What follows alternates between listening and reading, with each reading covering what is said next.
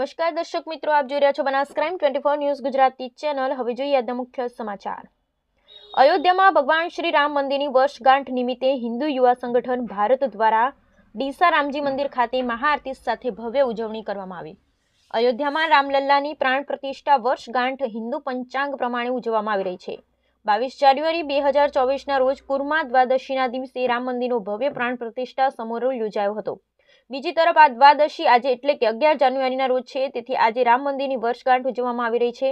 અયોધ્યામાં રામ મંદિર પ્રાણ પ્રતિષ્ઠા મહોત્સવની પ્રથમ વર્ષગાંઠ નિમિત્તે દેશભરમાં ઉજવણી કરવામાં આવી રહી છે, ત્યારે ગુજરાતના હિન્દુ નગરી તરીકે ઓળખાતા ડીસા શહેરમાં પણ રામ મંદિર પ્રાણ પ્રતિષ્ઠા પ્રથમ વર્ષગાંઠને લઈ હિન્દુ યુવા સંગઠન ભારત દ્વારા વિશેષ ફટાકડા ફોડી આતિશબાજી સાથે ભવ્ય ઉજવણી કરવામાં આવી હતી।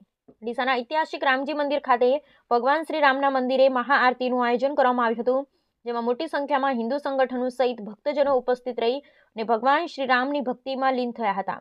જય શ્રી રામના નાદથી સમગ્ર વિસ્તાર ગુંજી ઉઠ્યા હતા। Bureau report Haresh Thakkar.